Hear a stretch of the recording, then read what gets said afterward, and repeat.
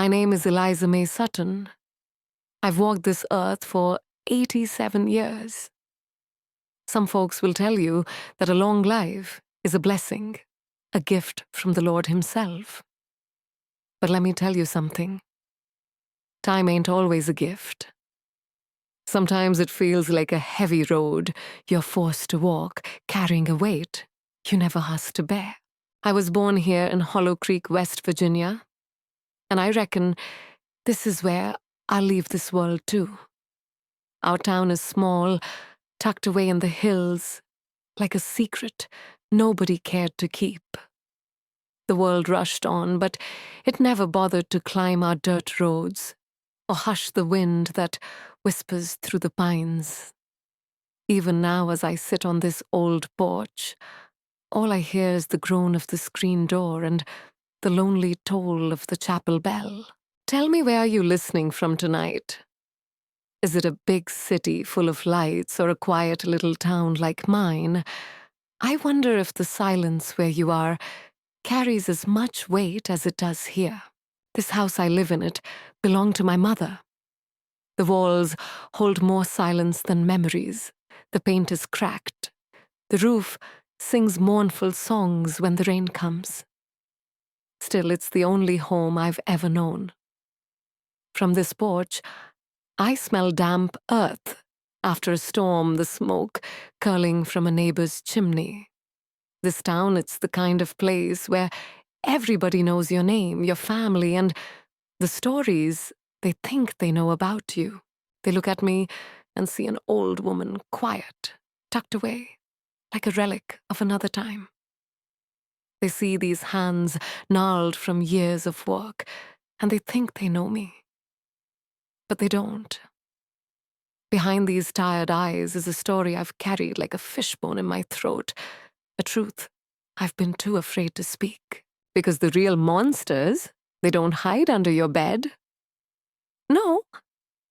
The monsters in my story wore clean suits, smiled in the front pew on Sunday, and shook the preacher's hand with pride. Their names were spoken with respect, but inside the four walls of a home, they built a private hell, and a secret, especially a rotten one, doesn't die. It seeps into the soil, poisoning everything that tries to grow. For 87 years, I've tended a poisoned garden. Tonight, I can't do it anymore. The silence has grown heavier than the truth. So I'm speaking now. If you've ever carried a secret one that chilled your bones, one that pressed down on your chest until you could hardly breathe, then maybe you'll understand me. And if you're still listening, if you want to walk this road with me, then don't forget to like this video, share it with someone who needs to hear it, and subscribe to our channel, Tinayu Fa Nuok Mat. Because what I'm about to tell you, what I've been hiding my whole life, well, it isn't easy. The monster in my story had a name, Jedediah Cartwright. To the folks in Hollow Creek, he was a pillar of this town, as steady as the stone chapel he helped build.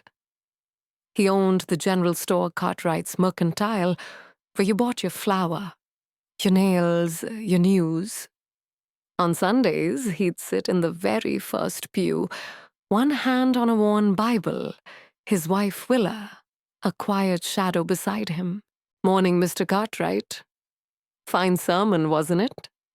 They'd say, tipping their hats, and folks listened, and Jedediah spoke. They admired him, feared him even. His word carried more weight than the chapel bell. But the man they thought they knew, the good husband, the church-going family man, that man never came home with us. What came home was something else entirely. A creature, not a father. An owner. He owned the chairs we sat on, the hours we kept, the very air we breathed. And in time, he decided he owned me too. I was 12, just a child. thin scraped knees, a head full of dandelion wishes. My body was only beginning to whisper about the woman I might become one day. I didn't understand the changes. I didn't understand much at all. And then one Tuesday, an ordinary Tuesday, the air thick with the smell of Mama's bread baking, he came into my room. Tobacco and whiskey clung to him like a second skin. He shut the door. And the look in his eyes, it wasn't a father's look. It was flat, hungry. The kind of silence that follows is worse than any scream. That night, Jedediah Cartwright stole something from me that wasn't his to take. He turned me into a woman without my permission. He broke something inside me that night. Something so deep, so hidden, I didn't even know it had a name. When it was over, the silence that followed was louder than any scream. He just stood up, straightened his shirt as though he'd been setting down a heavy box, and walked out. Left me alone to drown in the quiet. And my mother Willa, she knew. In a house as small as ours, with walls as thin as secrets, there's no hiding a sin that big. She must have heard. But she never spoke. She just kept moving her hands, working with a purpose my own body had forgotten how to have. The next morning, she wouldn't look at me. Her eyes stayed fixed on the door. She needed the floorboards, anything but me, the daughter who now carried a ghost behind her eyes. That night, she left a tin cup of bitter tea by my bed. She stood in the doorway, her shadow stretched long by the whole light, and her voice came as barely a whisper. Don't you say a word, Eliza. You hear me? God sees everything. That sentence haunted me for the rest of my life. It rang in my head like a curse. If God saw everything, then why was he so quiet? Why didn't he send a flood or strike that man down with lightning if the Lord saw that little girl bleeding in a bed that wasn't safe anymore? Why didn't he come? But God was silent, just like my mother, just like the world. I was alone in that house, trapped with my shame. And I learned the hardest lesson a child can learn, that sometimes the people meant to protect you are the very monsters you need protection from. And silence.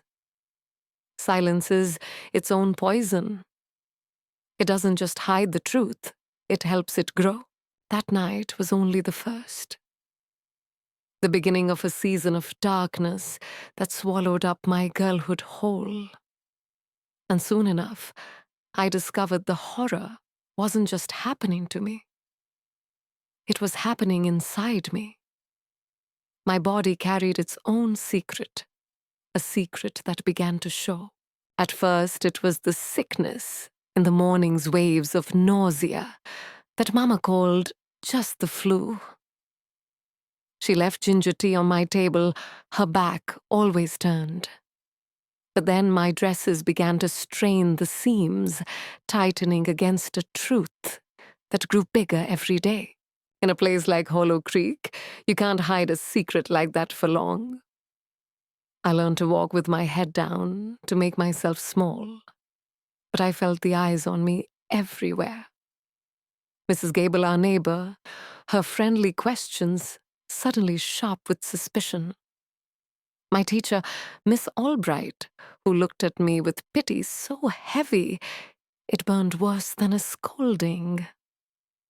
And the whispers, always the whispers that stopped when I entered the room. They knew. Everyone knew. Their eyes flicked from my swelling belly to the big house where Jedediah Cartwright lived. And then they did the ugly math. But his name carried too much weight, his standing in town too tall. So they chose the easier path, to whisper about the sinful girl instead of speaking the truth. about the man who carried the sin.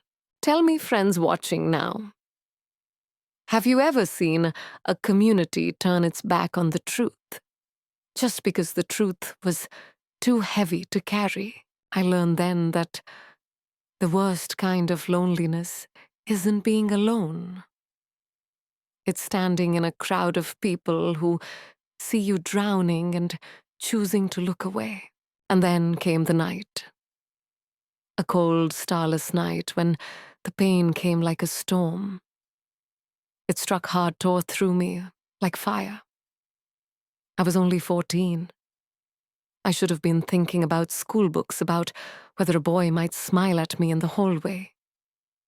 Instead, I lay on a sweat-soaked bed, my teeth clenched shut to keep from screaming, because my father was just in the next room, reading his newspaper as though nothing was happening. My mother was the only one with me. Her face was carved from stone, her eyes hollow, her hands efficient but cold. A midwife to a nightmare when it was over, when the thin cry of a newborn split the suffocating silence. She wrapped the baby in an old blanket and placed him in my arms. He was so small, so red, his face wrinkled like old parchment. But when I looked at him, my breath caught in my throat because he had my father's eyes. And in that moment, holding him, it felt like staring straight into the face of my tormentor. He was my monster, but now in this tiny, helpless new form. And when I held him for the first time, I didn't feel love. Not the kind a mother is supposed to feel. What I felt was a cold, hollow terror. This child was not a gift from God.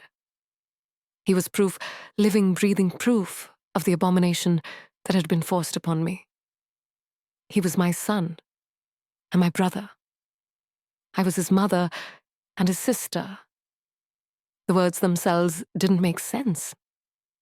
I was only a girl, and yet I was holding a secret I would have to feed, clothe, and raise.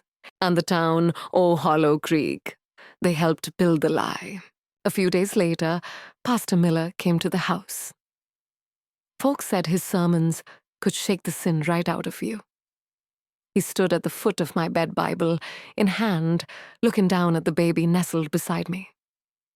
A blessing from the Lord, he said in that deep, solemn voice. He prayed for the child's health, for my strength, but the whole time, he never once looked me in the eyes. He looked at the wall, at the ceiling, at the baby, but never at me. And it was in that moment I understood my mother's silence wasn't hers alone. It belonged to the whole town. They would sing in the church, they would pass our house with polite nods, and they would pretend that this child was a simple blessing. Because to name the truth meant they'd have to name the monster. And the monster's name was Jedediah Cartwright, a man they respected too much to face. So they blessed his child and damned me with their silence. I wasn't Eliza anymore. I was only the mother. And as I held that baby to my chest, feeling the impossible warmth of his tiny body, I looked up. My father was standing in the doorway. And he wasn't looking at the baby. He was looking at me. It was the same flat, hungry stare from that first night, and a cold dread washed over me, colder than the sweat still clinging to my skin. Deep in my bones, I knew this wasn't the end. This was only the beginning. Life settled into a strange new quiet, a brittle silence that felt like it could shatter any moment. The baby, I named him Caleb, became the center of my world. A small, fragile son, I orbited with a heart too heavy for my young chest. My days revolved around him, feeding, rocking, changing. In those lonely hours, I began to feel something new. It wasn't the sweet love I'd read about in books. It was harsher, fiercer. The love of a protector. I'd look down at Caleb's tiny fingers curled around mine and feel a tenderness so strong it scared me. But then he would yawn, or a shadow would pass over his face, and I would see my father in him, Jedediah. And the tenderness would curdle into fear. Loving Caleb felt like betraying the little girl I once was. But not loving him, that felt like sin against the innocent child in my arms. I lived caught in the middle, torn in two, in a place that had no name, and the encounters, they were the worst. At the dinner table, the four of us sat: my father, my mother, myself, and the child in his cradle. The air was thick with things unsaid. My father would talk about town business, calm and steady, as if we were any other family. He'd ask me to pass the salt. And when his fingers brushed mine, it felt like a lit match against my skin. My mother kept her hands busy, her eyes flitting like a bird trapped in a cage. She spoke of the weather of her garden, of nothing that mattered, building a wall of meaningless words to keep out the truth. But the truth was there. It sat at the table with us, silent and suffocating. Sometimes, when my mother stepped into the yard, he would pass behind my chair and place a hand on my shoulder. Eliza, he would murmur, his voice low, and that single word felt like a chain being dropped around my neck. The fear I'd carried since that first night was no longer memory. It was premonition. I was a bird with a broken wing, and I could feel the shadow of the hawk circling above. Day by day, I felt myself sinking lower, waiting for the moment he would strike again. I knew it was only a matter of time before the hawk swooped down. One rainy afternoon, searching for an extra blanket in the cedar chest at the foot of my mother's bed, my hand brushed something hard. A small wooden box tucked away beneath old linens. I had never seen it before. Curiosity overtook me. I lifted the lid. Inside, wrapped in yellowed lace, were relics of my mother's girlhood. A ribbon dried flowers, a tiny Bible soft with age. The Bible slipped open in my hands, and a folded paper fluttered out. It wasn't a letter. It was a drawing. A child's drawing, shaky and uneven. It showed a house, our house, and a large looming shadow of a man standing over a small girl with long blonde braids, just like in the old photographs of my mother as a child. The girl in the picture had no mouth. The shadow had no face. It was a picture of pure, silent terror. And in that one devastating moment, I understood. My mother Willa wasn't just the woman who stood by while her daughter's life was destroyed. She was a woman who had already lived it. The silence she wrapped around me like a shroud wasn't indifference. It was the only thing she had ever known. It was the silence of survival, taught to her by pain. She wasn't only my jailer. She was my fellow prisoner. She had been locked away so long, she no longer knew what freedom looked like. That night, everything changed. The anger I had carried for her, a hard, bitter stone inside me, dissolved into something worse, a pity that ached in my chest. Nothing was excused, but everything was explained. At the dinner table, I felt his eyes on me again. My father's eyes, burning with that same hungry stare, bolder than ever. A chill crawled down my spine. The certainty of what was coming pressed heavy on me. I looked at my mother, a desperate, silent plea. For the first time, she didn't look away. Her gaze met mine, and in her haunted eyes, I saw recognition. Not just of my fear, but of her own. She wasn't only seeing me. She was seeing herself as a child, trapped voiceless. And in that gaze without words, she told me the truth. This was my path. Now the same path laid out for her. Friends watching now. Can you imagine that kind of inheritance? Not wealth, not land, but pain passed from mother to daughter like a curse.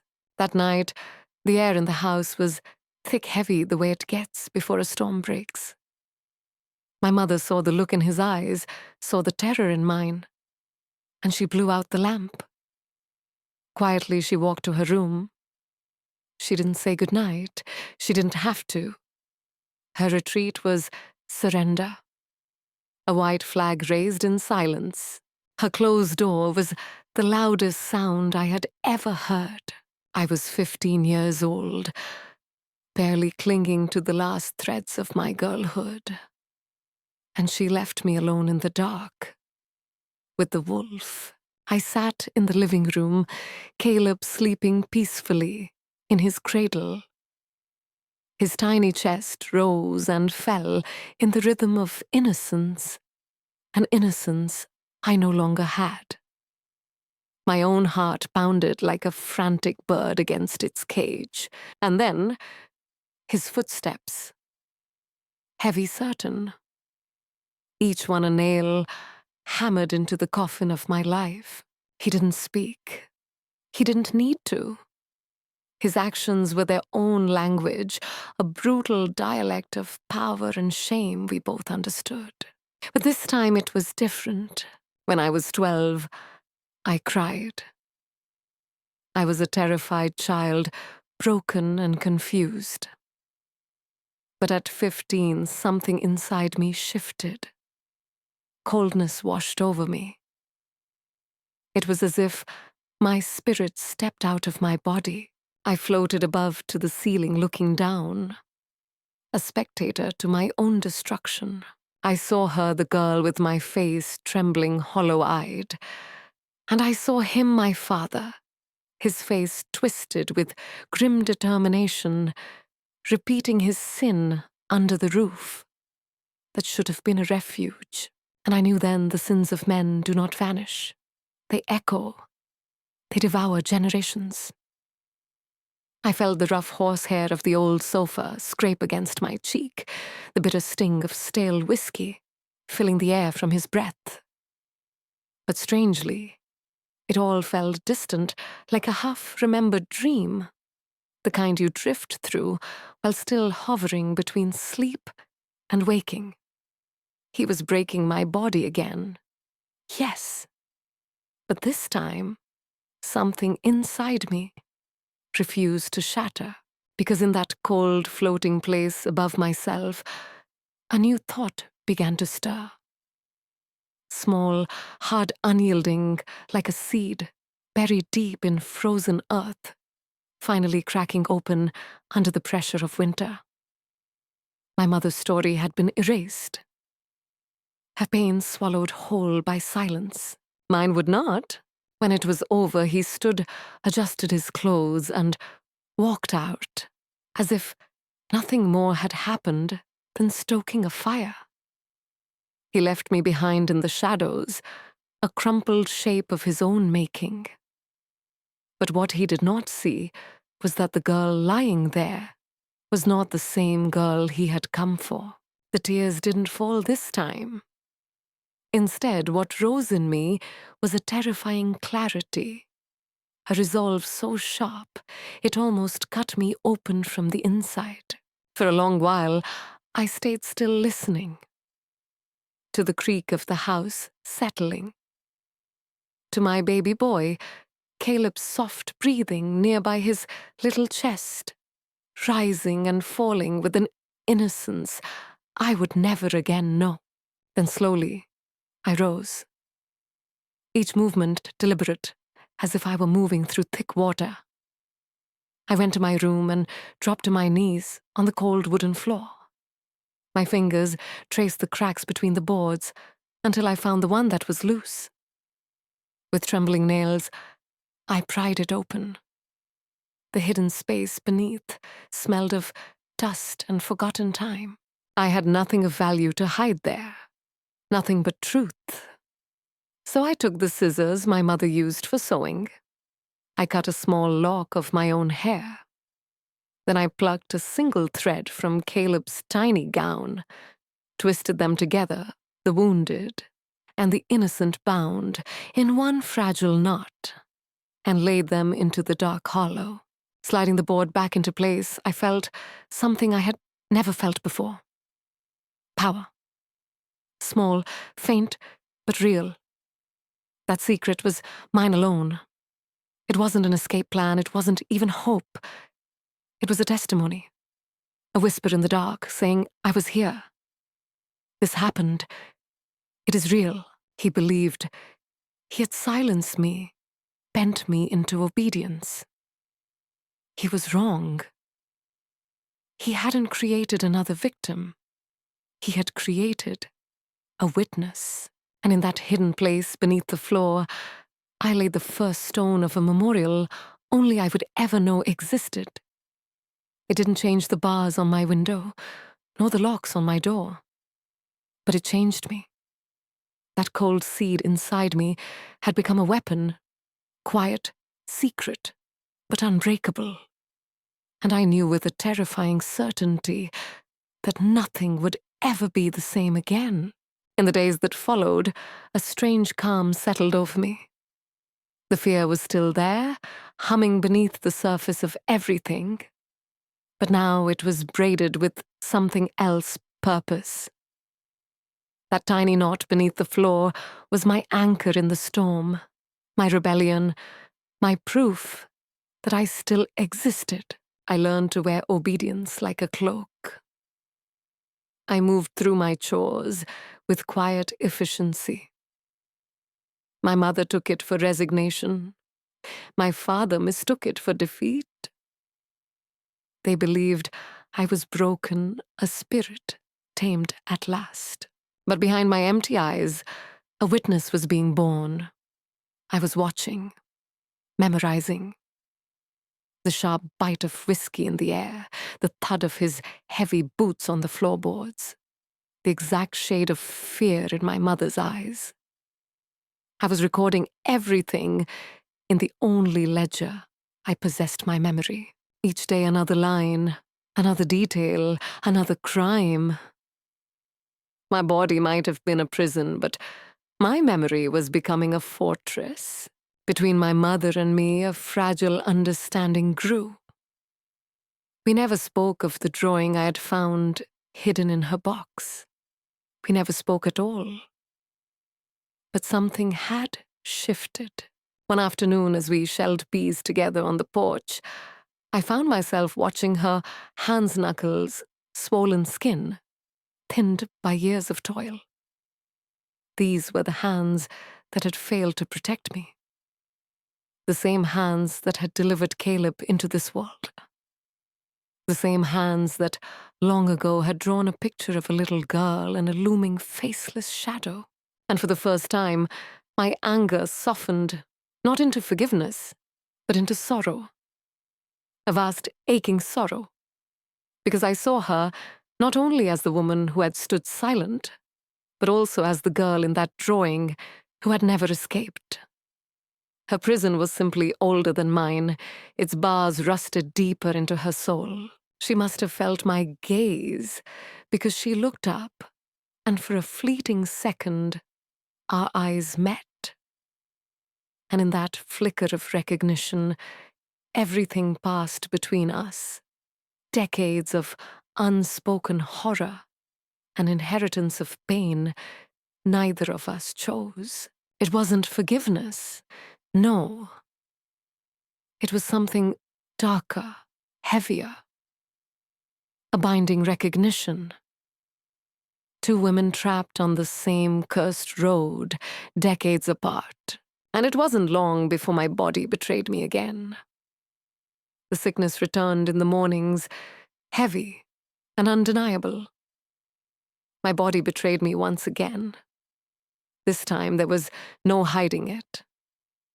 When I walked into town with my mother to buy flour, the stairs pierced deeper than knives. Do you know that feeling, friends? That moment when you realize the world no longer pities you, it condemns you. Have you ever walked into a room and felt every whisper slice across your skin? That was me. The pitying looks were gone. In their place came sharp, poisoned glares. I caught Mrs. Gable turn to her friend, her lips forming a word. I didn't hear, but I knew what it was. Ugly, filthy, fallen.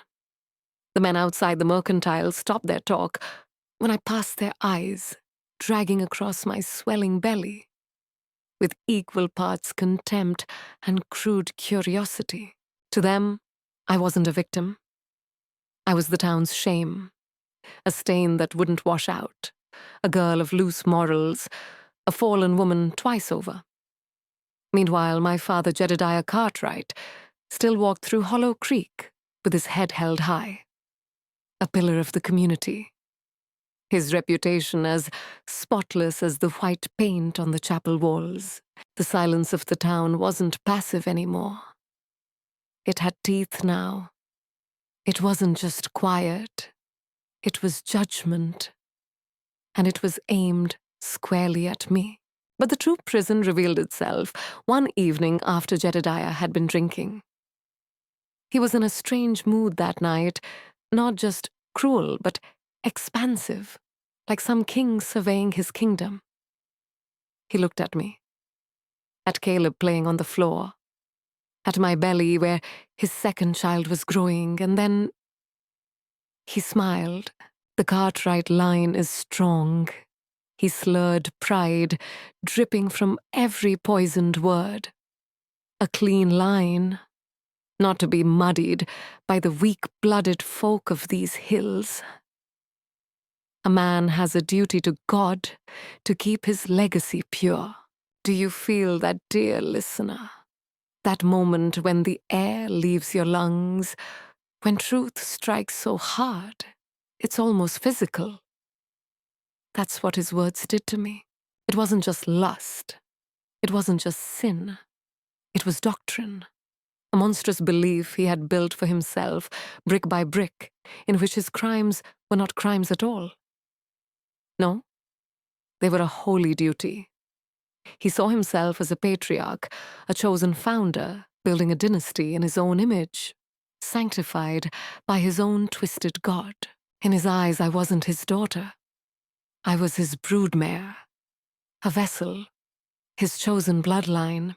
That night, as I lay in bed, the child inside me shifting in my womb, I finally saw the full scope of his madness. I had thought I knew hell, but I had only been standing at its gates. He looked at my belly and he didn't see shame. He didn't see a secret to be hidden. He saw a beginning, and in that moment I understood, with a clarity that nearly broke me, this wasn't going to stop. Not at 1, not at 2.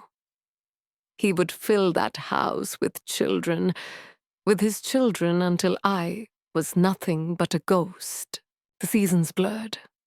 My belly swelled again and again. My second child was a girl. I named her Sadie.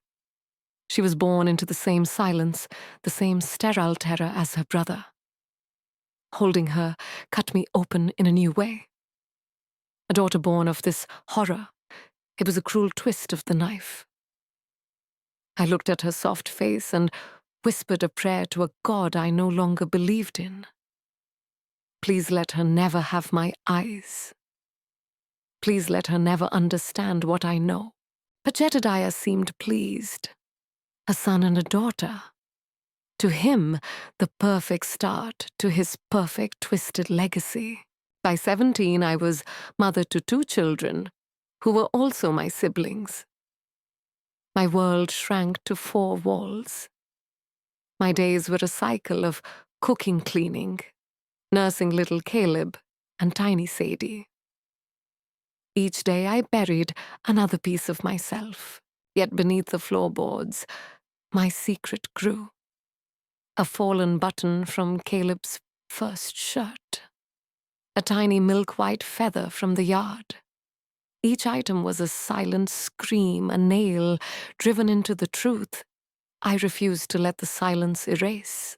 Then one spring afternoon, a complication arrived. Her name was Miss Albright, my old teacher. Do you remember your favorite teacher, the one who made you feel like the world was bigger than your small town? For me, that was her. She wasn't from Hollow Creek. She still carried the light of the world in her eyes. She came with a stack of books, saying she didn't want my mind to go fallow. She spoke of poetry, of history, of places where women could be more than wives and mothers. As she talked, something flickered in me. Something fragile, something I thought was long dead. A memory of the girl I was supposed to be. Eliza, the girl who once dreamed beyond Hollow Creek, still flickered inside me, though faintly. I was supposed to be the girl who loved books, who believed in learning, who thought the world stretched wide and open beyond the hills. For a single hour on that porch with lilacs drifting in the air, I had felt her return. Miss Albright didn't look at me the way others did. She didn't measure the roundness of my belly or the calluses on my hands. She looked at me, Eliza. And for the first time in years, I felt like I wasn't invisible. She spoke of poetry, of faraway cities, of women who carved their own destinies. She promised she would return, bringing more books, keeping that fragile window to another life ajar. But hope is dangerous in a place like Hollow Creek. A week later, I heard Father speaking to Mother, his voice low and sharp like a snake in the dark. Miss Albright had gone to the pastor's wife. She thought she was sowing seeds of concern, saying words like isolated, troubling, wasted potential.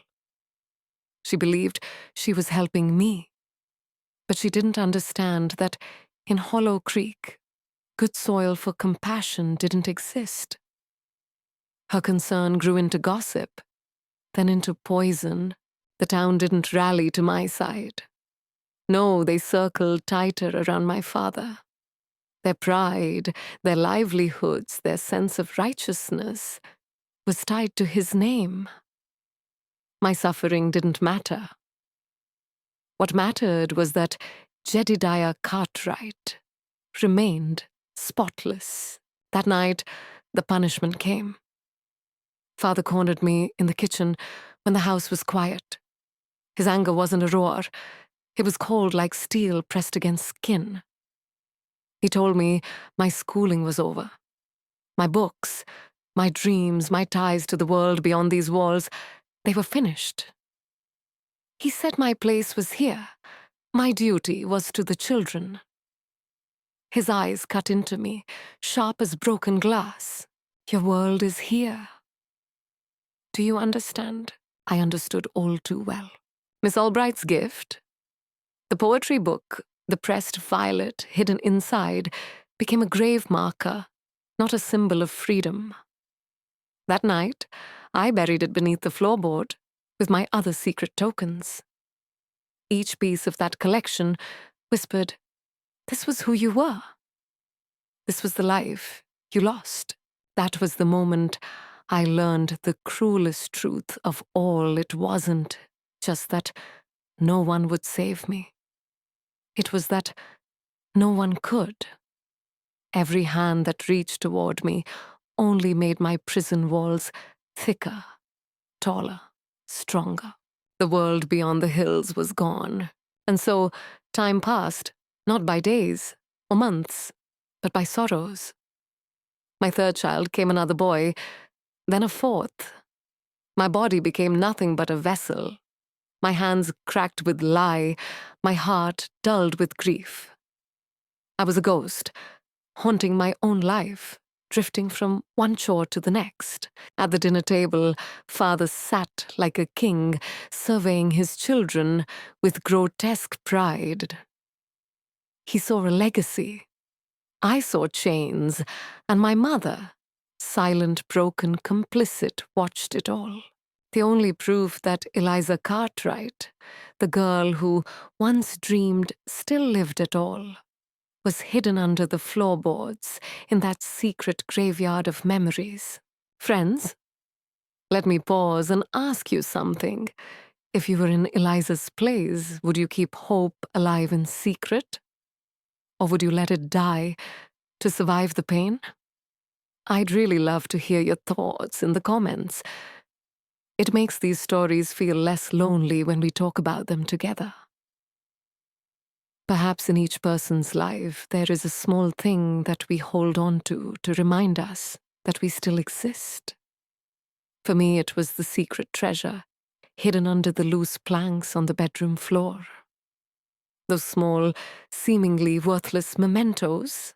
A lock of hair, a button, a wilted violet flower, were the only evidence that Eliza, the girl from back then, had not completely disappeared. Dear friends, while listening to this story, have you ever kept a small secret to cope with life? Try writing in the comments section. Because sometimes it is those little things that are our lifeblood. But then that fateful day came. My father, with the appearance of a model father, announced that he would repair the upstairs floor. He said in a calm tone, "The loose planks are dangerous. The children could get hurt." To others, he seemed very concerned, very thoughtful. But when his eyes swept over me, I knew the truth. It wasn't for the children's safety. It was a search. He wanted to touch every hidden corner of this house. And this time, he was about to touch the only place where I was free. Terror surged like a cold wave, engulfing my entire body. Just one screw, one lift of a board, and my whole little world would collapse. That night, when the whole house was silent in sleep, I crept carefully across the wooden floor. Each creak sounded like a drum, urging my heart to beat faster. My hands shook so much that I could hardly lift the board. And then, those souvenirs were revealed, small, fragile, like my own soul. I held each item in my hand: a tangled lock of hair, a tiny button, a faded purple flower from years ago. At first, I only felt extreme fear. But then, another fire flared up. Anger. Yes, my friends. In that moment, I was no longer a victim who could only cower. I realized that I was the keeper of the evidence, the only witness to the crime of a man who had destroyed my life. I needed a new hiding place. Not in the walls, not under the floor. I had to think like him and choose the place he despised the most. And then my eyes fell on my mother's old sewing box. Inside was a nearly empty wooden spool. With trembling but determined hands, I gently stuffed all the mementos into the hollow wood, then wound each loop of black thread until not a trace remained. Perfect. The secret was buried right in front of him, among the things he considered trivial and meaningless. The next morning, I watched him nail the floorboard shut, with an oddly calm look in his eyes. He thought he had just extinguished my last hope. But the truth is, He made me stronger. That night, as he sat reading the Bible, I looked at him, and for the first time, I didn't see a powerful God. I saw a sinner, a despicable human being. Can you hear the transformation from a weak girl who only knew how to endure? Eliza had turned into a hidden fire, smoldering but waiting to explode. The years that followed passed in a dull gray. The fifth and sixth children were born, one after another. My body was like a map full of wounds, full of traces of endless pain. But I was no longer completely gone. Because in that old spool of thread, I hid not just memories, but a promise for the future. One day, the truth will be revealed. One day, there will be justice. And when that moment comes, I will be ready. I was only in my early 20s, yet my body felt twice that age. A frail vessel emptied and refilled 6 times until every bone carried a weariness that went deeper than marrow. The house was always full of noise, children's voices, little feet, but it wasn't the laughter of joy. No, it was the restless, brittle sound of survival under the shadow of one man. My father, Samuel, sat at the center of it all. He was the sun, and we were nothing more than sad captive planets forced to orbit his fire.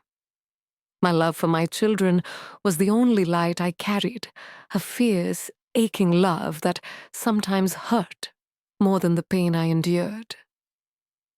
They bore the face of my tormentor, yet they were innocent. They were mine, but still I was so afraid. Afraid that if I died, and my body felt closer to breaking every day, I would leave them alone with him. That fear consumed me. But I was wrong. I was watching the wrong monster. Viewers, let me ask you this.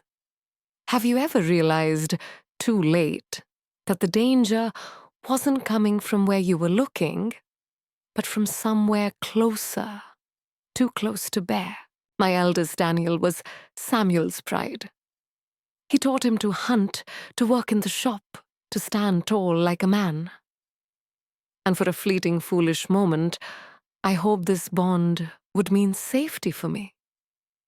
Maybe Daniel could grow into someone different. Maybe he would not become another shadow of his grandfather. My second child, little Anna, was different, quiet, watchful. A shadow that followed me everywhere, clinging to my skirts, as if she sensed, without knowing why, that the world was not safe. She carried sadness in her eyes she could not yet name. And then came the day the ground beneath my feet gave way. I was in the kitchen hands, buried in dough, kneading, with the dull rhythm of survival. Daniel and Anna were in the yard, right outside the window. Daniel called her over. He held out something small. A wooden bird, roughly carved, the kind of trinket Samuel used to whittle on the porch. He had taught Daniel how to make them. It should have been a tender moment. A brother's gift to his sister. But then I saw his hand. When Anna reached for it, Daniel grabbed her wrist. Not roughly. Not enough to hurt. But the grip, it was too firm. Too possessive. And then I saw his face. Oh God, his face. It was a look I knew too well. That flat, hungry gleam in his eyes. A look of claiming of entitlement. The look of a predator who believed what he touched belonged to him. And Anna, my poor little Anna. She lowered her head, her shoulders folding in the exact posture of silent submission I had carried my whole life. She looked exactly like me. Viewers, do you feel the chill in your bones the way I did in that moment? Can you imagine seeing your child reenact your worst nightmare without even knowing why? In that instant, I saw the truth, clearer than I ever had. Samuel's sin had not ended with me. It had not died with my suffering. It had taken root. It had grown. And now it was blooming in my son. Daniel was not just my boy anymore. He was Samuel's apprentice, his successor. The curse was no longer just a story of father to daughter. It was a legacy passed down like a rotten inheritance.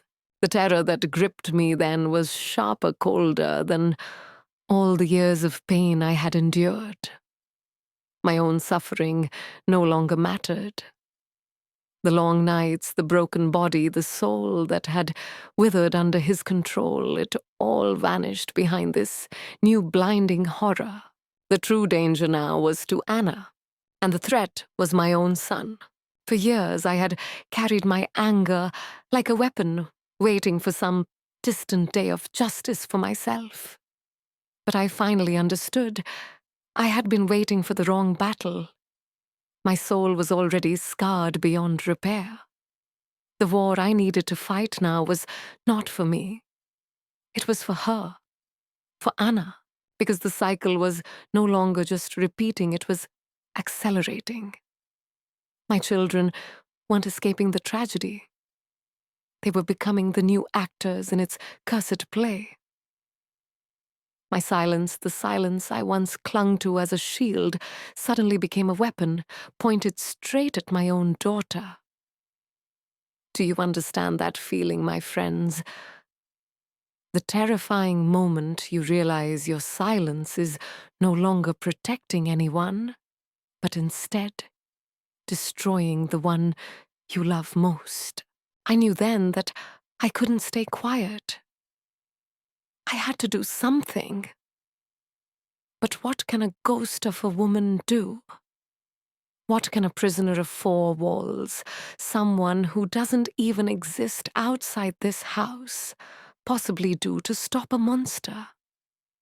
Let alone two, the world once grey and blurry snapped into sharp, merciless focus. From the second I opened my eyes in the morning until I fell into a restless half-sleep at night, I lived for one purpose, to protect Sadie from Caleb. I became a hawk. My body never rested. My eyes followed every movement. If Caleb walked into a room where Sadie was playing, I would find an excuse to send her out. If he tried to speak to her in the yard, I'd call her in to fold laundry or help me stir a pot. I turned chores into weapons, errands into shields. It was an exhausting, endless dance, a silent war where the battlefield was our own home. Caleb, fueled by arrogance and by the poison his grandfather had poured into him, began to glare at me with growing hatred. His eyes held defiance, even violence, in their still-forming storm. And my Sadie. Oh, my poor, quiet Sadie. She clung to me like a shadow, sensing danger without understanding it. Her little hands clutching at my skirts as though she knew the world beyond me, held nothing safe. The air in our house grew heavy, suffocating, charged with an unspoken tension, the hum of a mother's feral protection. But deep down, I knew this couldn't last. A wall built from laundry and distractions would never be strong enough to hold back the poison already blooming in my son's heart. For weeks I lay awake in the darkness, mind racing. Where could I run? How could I escape with 6 children and no money? And who would believe me when the town had already turned its back on my suffering? No waiting was no longer an option. The slow, patient fury I had carried for years was useless now. The reckoning I had been saving for some day had to happen now, and then it came to me. The most terrifying thought I'd ever had. If Caleb was only a branch, I had to go to the root. If the tree itself was poison, I had to confront the one who planted it, my father. Do you see, dear listeners, how frightening that realization must have been? To stand before the very devil who created your prison and tell him you will no longer keep his secret. I began to rehearse the words in my mind over and over, polishing them into hard, sharp stones. I would tell him about the first time he broke me when I was 12. I would name each of the children he forced upon me. I would tell him I saw his curse alive in Caleb's eyes. And most of all, I would tell him I would not allow another generation to be destroyed. I planned it carefully. Sunday, after church, when his face still glowed with that false piety he loved to show the world. That was when I would stand in front of him and strip away the cloak of holiness he wore. For once, I would not bow. For once, I would speak. The fear inside me was a living, breathing thing, but it was finally smaller than my resolve, because I wasn't fighting for myself anymore. I was fighting for Sadie, but the devil, as always, had his own plan. The Saturday before my chosen day, a terrible crash shook the walls of the house, a sound that ripped through me. Then came my mother's scream, a scream I had never heard before. I ran into the room, heart in my throat, and there he was. My father, Jedediah Cartwright, the immovable tyrant, the man who had ruled every breath of my life, lying sprawled across the floor. His mouth twisted, one side of his body slack and useless, his eyes wide full of confusion and terror. The doctor came quickly, but his words were final. A massive stroke. No recovery. He would linger, yes, but the man I had feared all my life was already gone. And then, oh, my friends, then came the wave. A flood so violent it almost dropped me to my knees. Relief. Dizzying, bone-deep relief. The monster who haunted my every breath was powerless now. Powerless at last. But here's the question I must ask you. What do you do when justice comes, but it doesn't look anything like what you imagined? But right behind the relief came something far darker, rage. A volcanic, searing rage that threatened to tear me apart from the inside. He was escaping. After all these years, after all the silence I had endured, after finally finding the courage to confront him, to speak my truth, he was going to slip away. He would die without hearing my testimony, without being held accountable, without even seeing the wreckage he had left behind. Do you see the cruelty in that, my friends? Tell me in the comments, would you have felt the same? Would you have let him go quietly? Or would you have demanded he listen as I stood there, watching my mother sob over the fragile shell of the man who had destroyed us both? Something hardened inside me. Cold. Sharp. Unbreakable. He wasn't gone yet. His body was broken, yes, but the doctor had said he could still hear. That was enough. He would not leave this world believing he was righteous. He would not slip into death with peace. He would face me one last time. But this time I wasn't a trembling little girl. This time I was his judge. I turned every step carrying the weight of destiny. In my mother's sewing box, I took the spool of black thread. It felt heavy in my hand, as though it carried the years of silence, the lives of my children, and the truth that had been buried too long. He thought he had written my story, but I would write the final chapter. I walked to his room. The smell hit me first sickness decay, the kind of cloying sweetness that sticks to your clothes. The curtains were drawn, choking the daylight. And there he was in the big four-poster bed. The same bed he had shared with my mother. The bed where I had likely been conceived, but he was small now, shrunken, pathetic. Not the towering giant of my nightmares, but a man stripped bare by weakness. His face sagged lifeless except for one thing. That eye, his left eye, wide darting alive with fear when it landed on me. Good, let him fear. I stepped closer, the spool of thread pressing against my palm.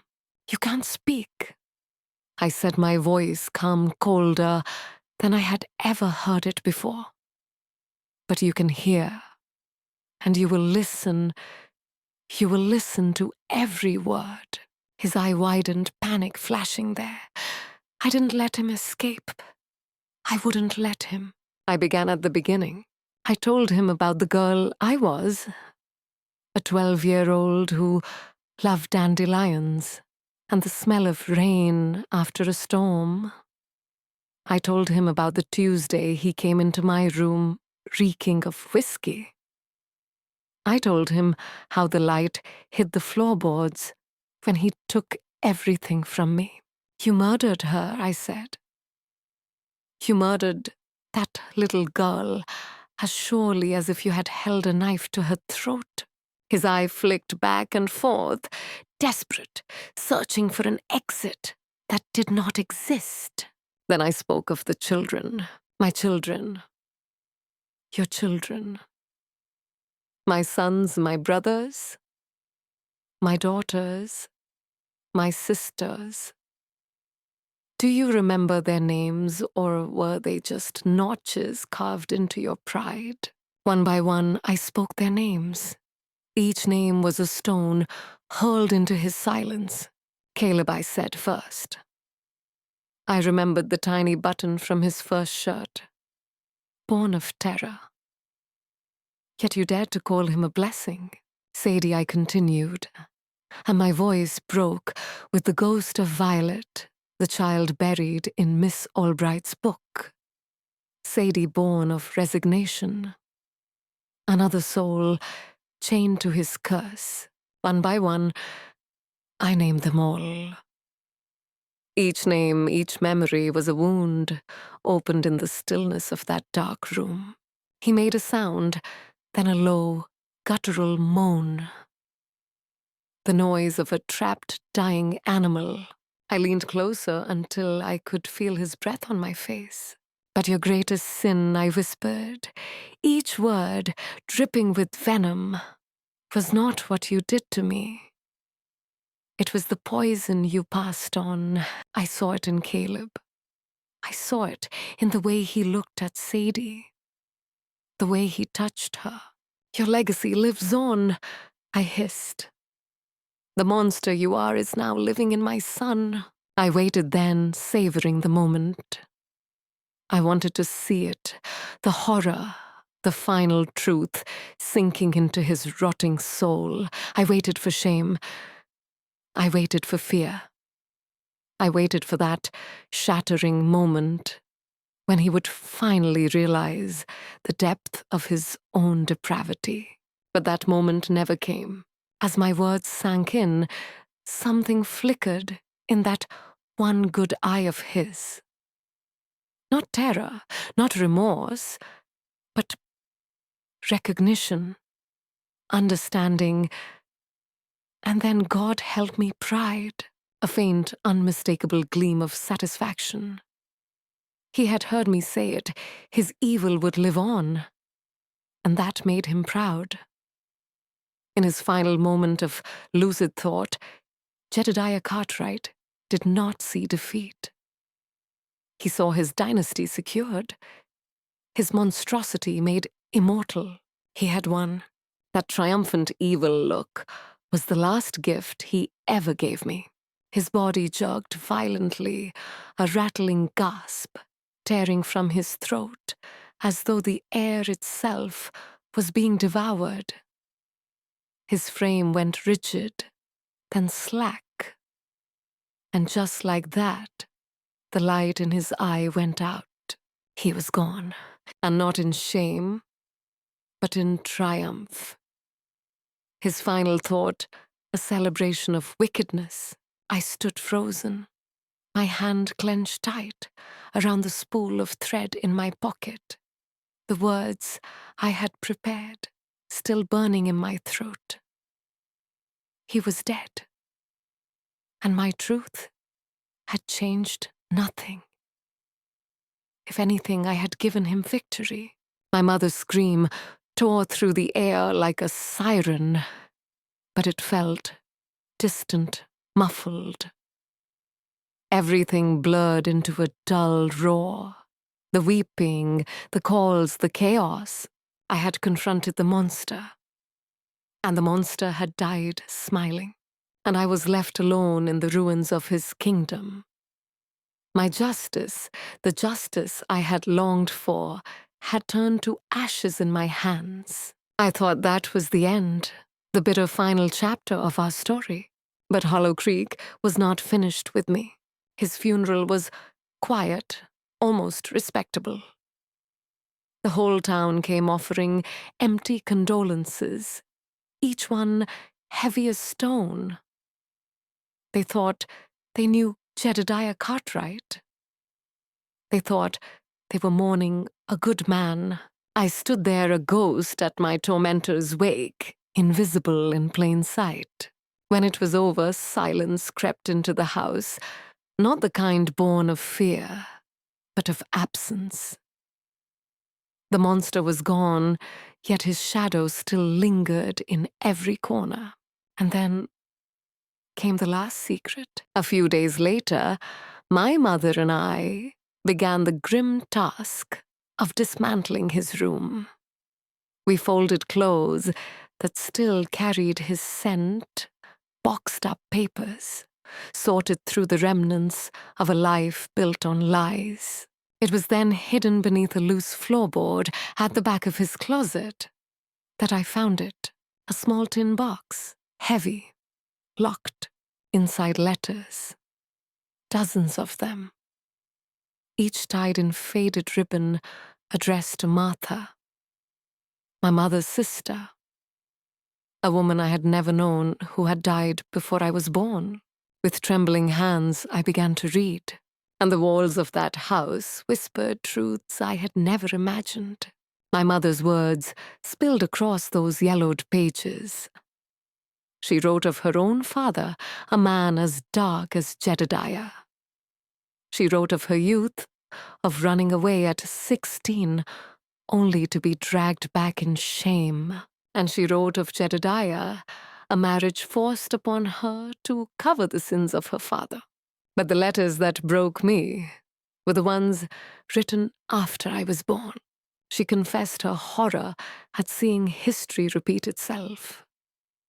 She wrote of her shame, her helplessness, her terror, as the man she was forced to call her husband turned his hunger toward her own daughter.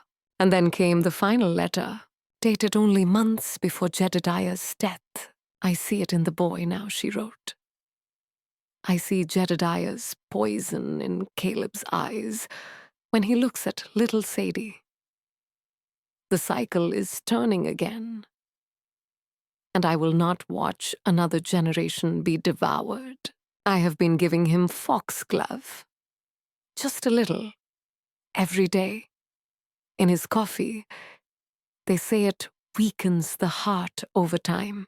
I'm a coward, Martha, but I cannot let him do to her what was done to us. This is all I have left to give. I dropped the letter. My breath caught. It hadn't been fate. It hadn't been justice, it had been my mother. The quiet, broken, obedient woman I thought I knew had been fighting her own war, patiently, silently, secretly, and she had been the one to end it. I walked into the kitchen, the letters clutched in my hand. She stood at the sink, her back to me. And for the first time, I didn't see a fragile woman. I saw a soldier. When I laid the letters on the table, her face lined with a lifetime of secrets finally crumpled. We talked. For the first time in our lives, we truly talked. We cried for the girls we had once been, for the women we were forced to become, and for the terrible choices we had been left with. Something in the house shifted that day. The fear was gone. Armed with the truth, I turned to Caleb. I told him I knew. I told him the age of monsters in our house was over. And without Jedediah's shadow behind him, he withered. He was only a boy who had been taught cruelty. Without his teacher, he was lost. The house that had been my prison slowly began to feel like a home again. Still haunted, yes, but now they were our ghosts, and we no longer feared them. I learned something then. Courage is not always a roar. Sometimes it is a whisper in a letter to a dead sister. Sometimes it is a woman grinding a flour into her husband's coffee. Sometimes it is simply surviving one day at a time until survival becomes living. We survived, and at last, we began to live. And so this is how I found my way out of the darkness. This is my story. If it moved you, if it stirred something in you, please share it. There are so many silences in the world, so many stories that deserve to be heard. And now I want to hear from you. Tell me, where are you watching from? Which city? Which corner of the world has my words reached? Because tonight, from this old house in Hollow Creek, I'm sending my truth out into the dark, and I hope it finds you.